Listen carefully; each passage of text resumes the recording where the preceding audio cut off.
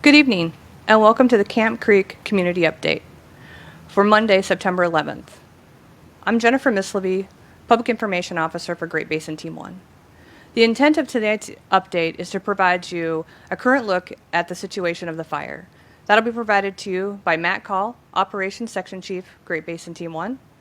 We'll give you a 6-day weather outlook from Michael Brown, Incident Meteorologist, and then final closing words from Evans Quo, as well as a transition from Great Basin Team 1 to Pacific Northwest Team 3, Incident Commander Daniel Quinones.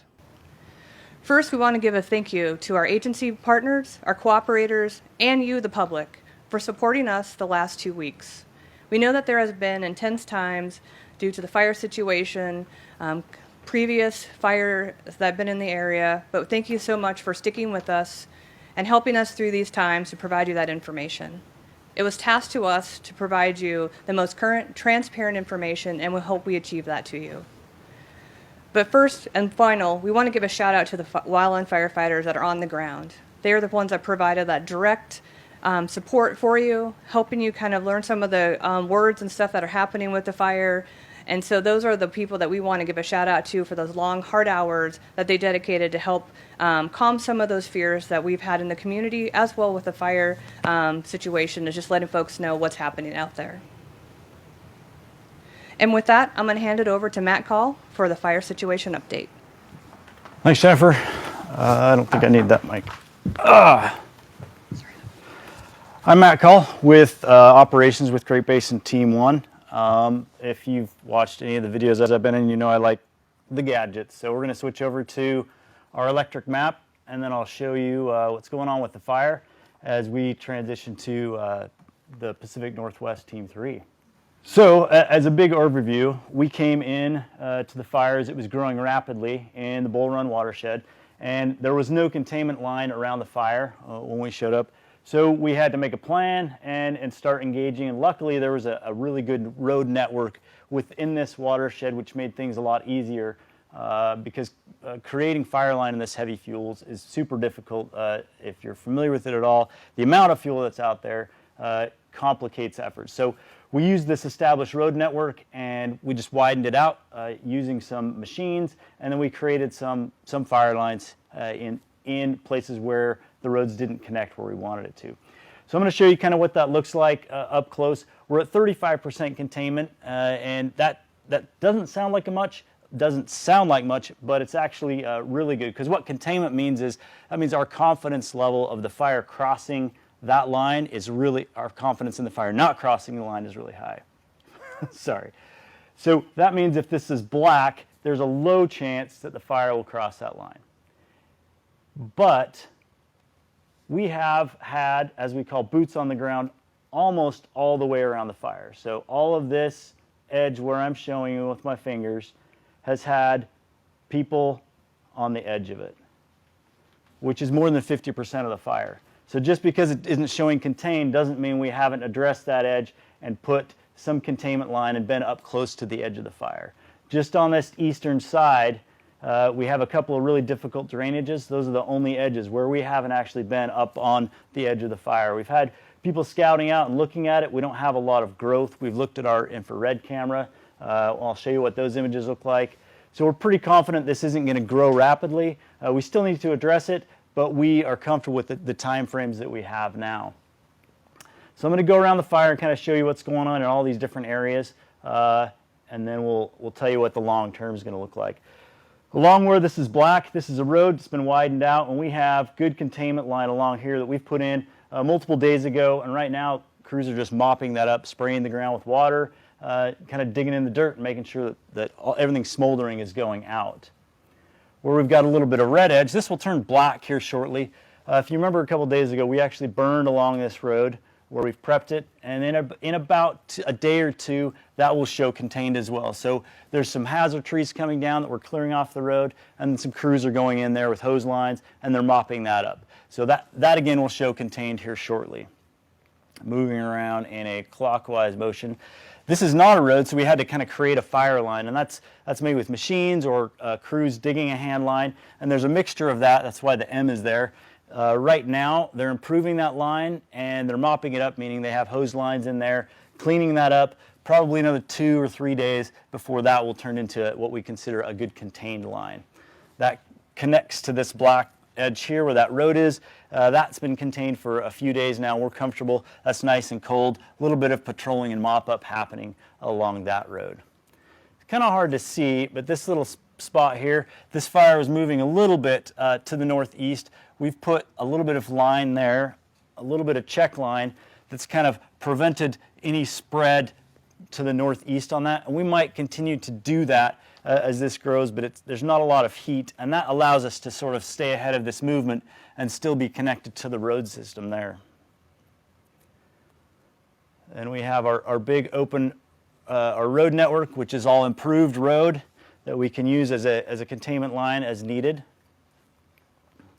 And as we circle back around here, we come back to touching the fire edge, where we have, as we say, boots on the ground, and all this H denotes that we have hand line in there. There is containment line there. It's just not contained, meaning there's still a little bit more heat there than what we're comfortable with in actually painting the edge black. Probably another day or so before that's all black, and what we call the second eyebrow, because it's sort of shaped like an eyebrow. Back over to the first eyebrow, that is all contained, and that has line all along the edge of it, right there. So the road system is out here, gets us good access to that line, but hand crews are out there just chunking away through those heavy fuels.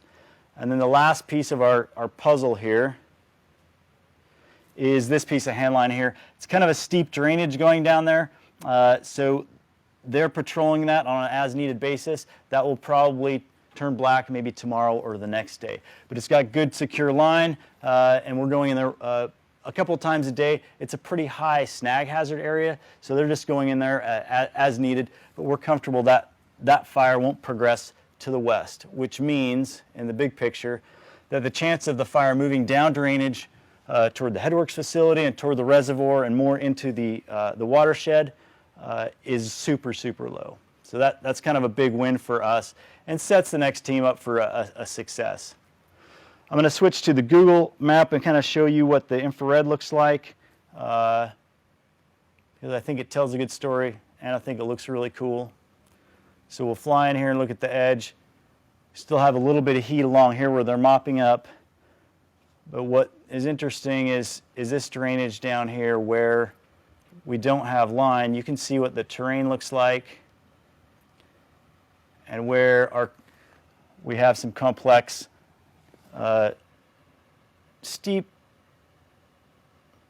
terrain where it's really hard to justify putting a crew in there and too steep for equipment to work. So that's kind of the problem spots we have right now. But the good thing is there's not a lot of heat there and not a lot of fire growth.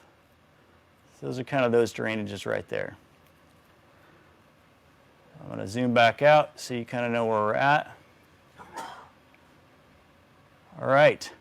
With that, we'll pass it on to the next speaker. Hopefully this was informative for you, and thanks for being with us and giving us your attention. Thank you, Michael Brown. I'm the incident meteorologist on the Camp Creek fire.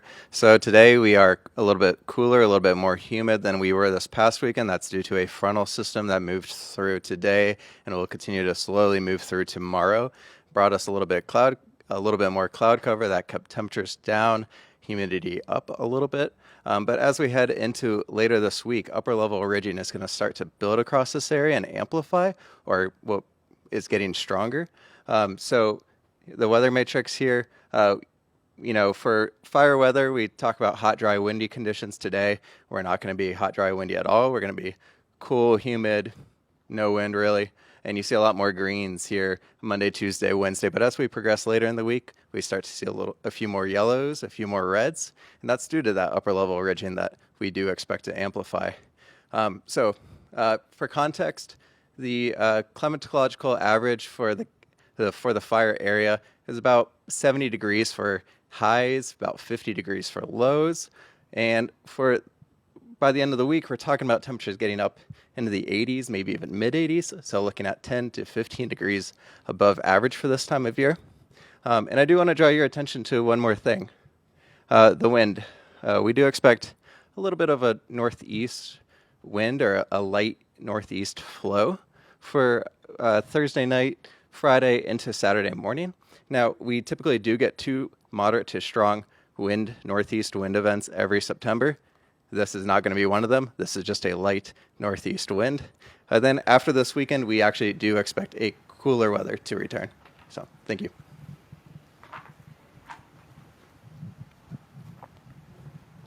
Ladies and gentlemen, and good evening. Evans Quo with Incident Commander for Great Basin Team 1. So as Jennifer had mentioned at the beginning of this broadcast, our time on this the Camp Creek fire is coming to a close, and so we've been focusing our attention today on ensuring that we do a seamless transition with our replacement incident management team, which is Pacific Northwest Team 3.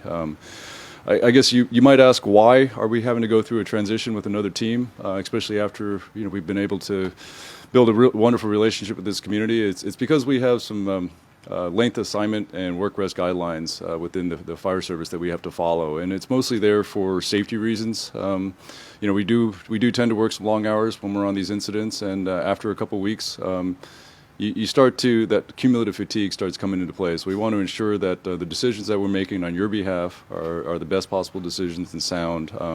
And we already extended by a week to begin with. So we're out for a total of 3 weeks on this incident. We came from another one in Washington before we came here. So, but with that, I think it's very clear from looking at the weather meteorologist report and also looking at historical climatology that we could very well have at least anywhere from 20 to 40 days of fire season left. And in response to that concern, or the potential of that, the Mountain Hood National Forest, Oregon Department of Forestry, and Bureau of Land Management had opted to bring in a replacement incident management team. They're identical in complexity and skill level and training to our team. And they will be able to serve you folks for the next 2 weeks in the event that this fire continues to grow, continues to cause problems.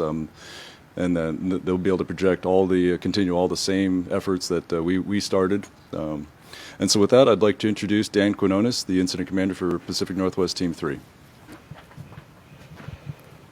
Thanks, Evans, and good evening, everybody. As was said, my name is Dan Quinones, Incident Commander with Pacific Northwest Team 3, and by name, we are a Pacific Northwest team primarily comprised of folks from Oregon and Washington. So you're going to see some new faces. You're obviously going to see some new names. One thing you're not going to see that's different for the most part, however, is going to be the actions on the ground that Evans just mentioned and the operations folks briefed to. Now, why I say that they're not going to be the exact same, they might be similar, is because it is our job with any incident management team to seek out efficiencies. It's a very dynamic environment that these fires are in. Each day is a little bit different. The weather's going to change slightly as we move towards a season-ending event, which, as Evans mentioned, could be another 20 to 40 days out.